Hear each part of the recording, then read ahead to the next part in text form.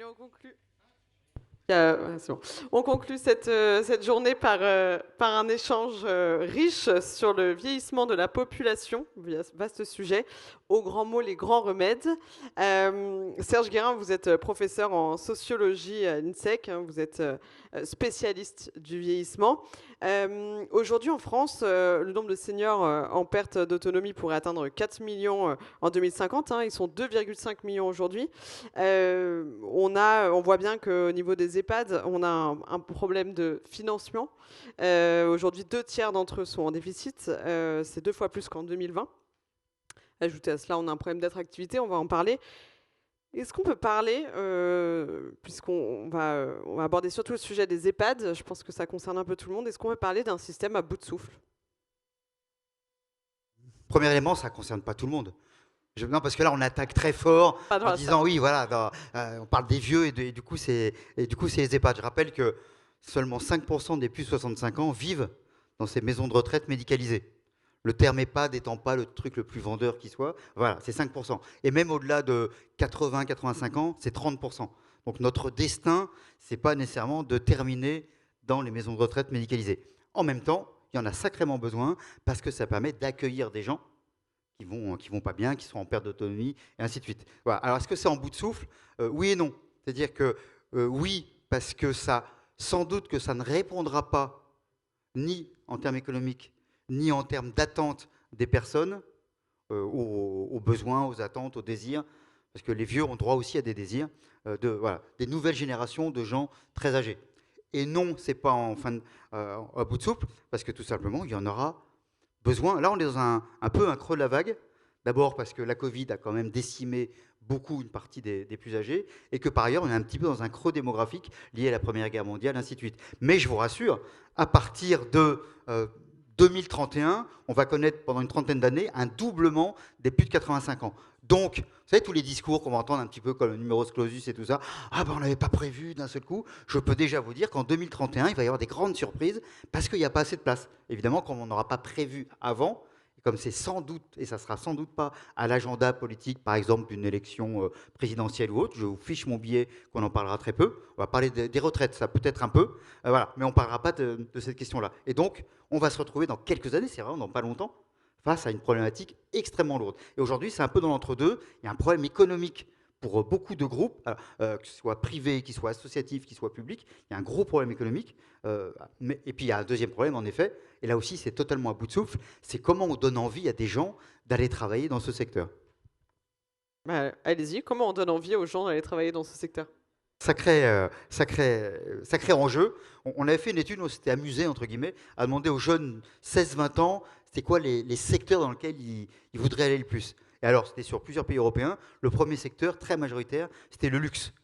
Donc on est assez loin du monde des retraites médicalisées, même si certaines maisons de retraite médicalisées coûtent extrêmement cher et donc on pourrait un peu s'inscrire dans une logique de luxe. Voilà, mais en global, c'est pas tout à fait ça. Donc là, on a un vrai sujet avec ça. Et alors, il y a plein de possibilités, mais c'est vrai qu'on est, alors, sans vouloir être... moi, je suis ni optimiste ni pessimiste.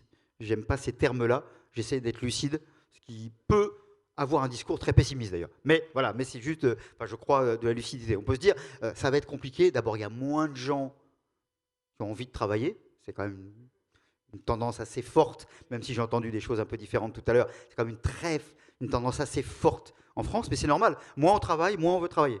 Toujours ce que je disais à mes gosses, moins t'en fais, moins t'en feras. Et comme on est le pays où on bosse le moins, bah évidemment, on prend des habitudes. Et donc, ça va être un petit peu compliqué. Voilà. Deuxième élément, oui, il y a du télétravail et tout ça. C'est très compliqué dans le domaine des maisons de retraite médicalisées. Vous voyez, l'infirmière, en télétravail, c'est pas génial, quoi. Voilà. L'aide-soignante, voilà. Et troisième élément, plus les métiers, qui sont souvent d'ailleurs faits par des femmes, plus les métiers sont peu valorisés, moins ils sont payés, plus ils sont essentiels, parce que finalement, plus on est proche du corps de l'autre, plus on a un métier qui est vraiment central, mais qui est peu valorisé, peu mis en avant, où les formations sont complexes et ainsi de suite. Bah, et donc on trouve plus de difficultés à trouver ces personnes-là. Donc c'est sans doute une question de management.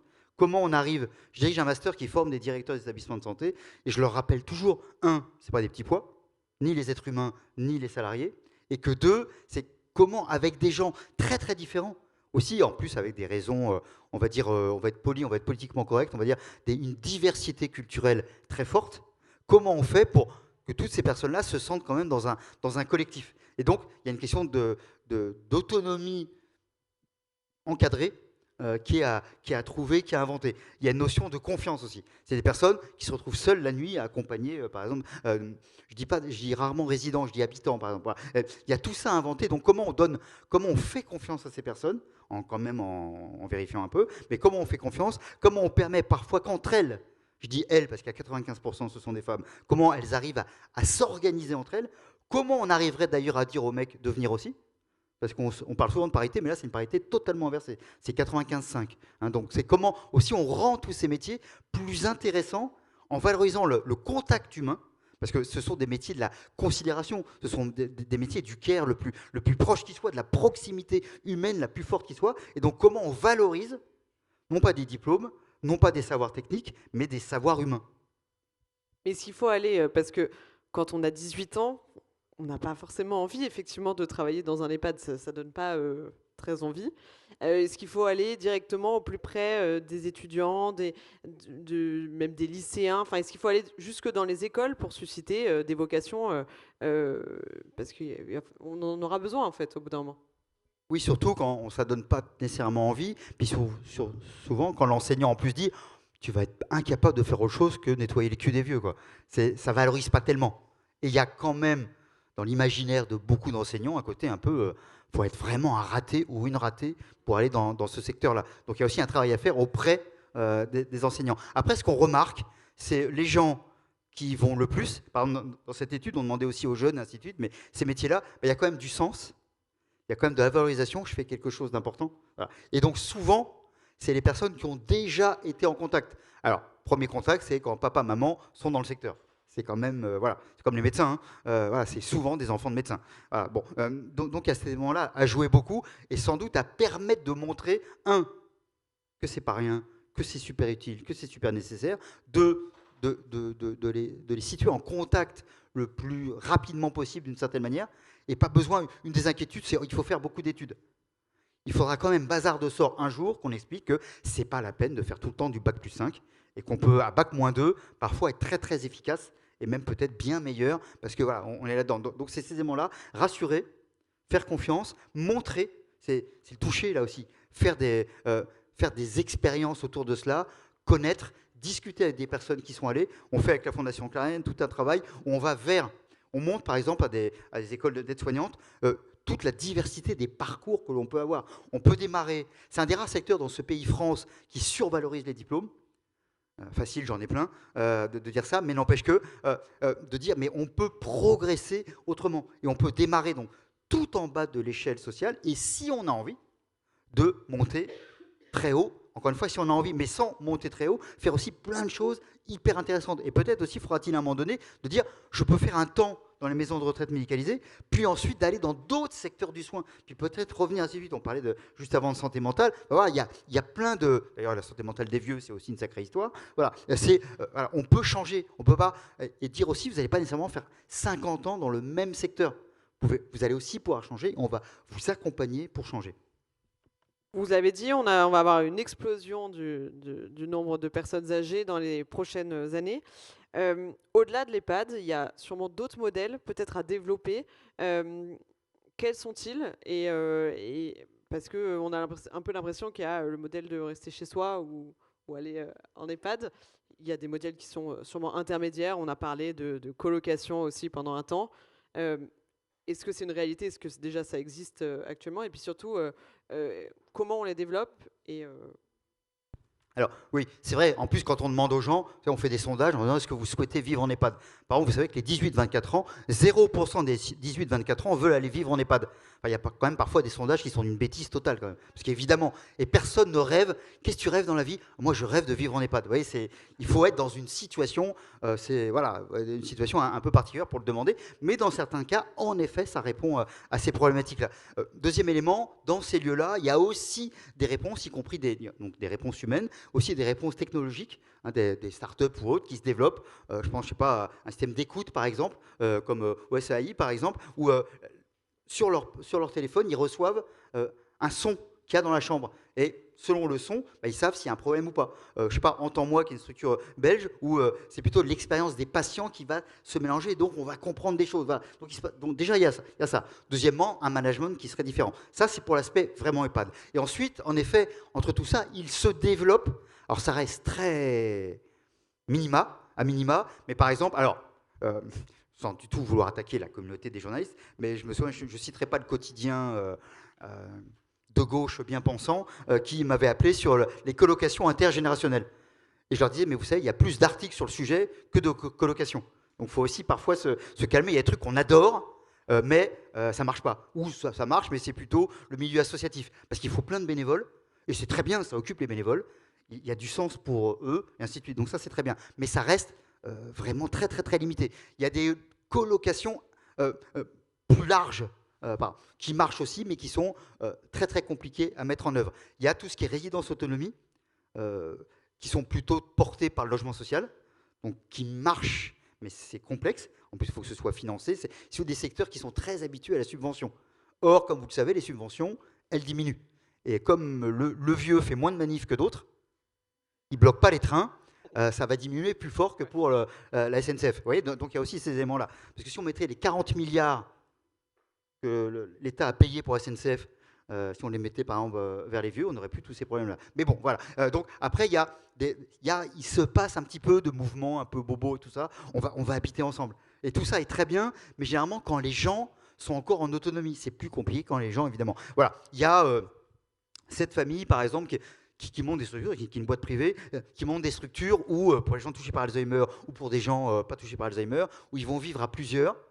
Et puis, il y aura par exemple une gouvernante, une personne qui va animer un peu tout ça. Donc, il commence à y avoir, il y a des systèmes de béguinage. Il y a AGV, par exemple, voilà, ainsi de suite. Il y a plein de petites choses qui se créent, qui sont très, très intelligentes parce que c'est plusieurs personnes qui habitent, par exemple dans une petite maison, et puis on partage, par exemple, une salle commune, des éléments comme ça. Dans le bouquin « Et si les vieux aussi sauvaient la planète », je montre beaucoup ça. C'est-à-dire que si les gens on partage, c'est-à-dire qu'il y a moins d'empreintes foncières, donc écologiquement c'est mieux et c'est moins cher. Et par ailleurs, il y a sa lutte contre l'isolement, qui est quand même un des enjeux absolument majeurs. Donc on partage des choses. Par exemple, on regarde, les gens n'ont pas envie de partager leurs toilettes. Bah ouais. En revanche, partager la cuisine, ça leur va bien. Et ben on construit par exemple, des endroits où il y aura une chambre, des toilettes, et puis la cuisine sera partagée. Du coup, on va faire la bouffe ensemble, on va partager, on va discuter, on va se soutenir. Voilà. Donc il y a des choses comme ça. Mais ça reste. Alors le mot, c'est comme d'habitude inclusif. Moi, j'en peux plus de ce mot-là. Mais voilà, c'est des habitats qui cherchent à des formes d'habitat solidaires. Je ne crois pas que l'inclusion soit très solidaire d'ailleurs. Mais voilà, des habitats solidaires où les gens vont partager, des habitats partagés, partage. En plus, c'est intéressant, ça parle aussi de l'âge. Donc ça va sans doute se développer, mais j'ai peur. Enfin, sans doute que ça restera très minoritaire. Mais c'est pas grave. En tout cas, ça développe des choses de ce type-là. Alors une dernière question, et là ça concerne tout le monde pour le coup. C'est une proposition, vous parliez du financement parce que c'est aussi un des sujets épineux de la question du vieillissement.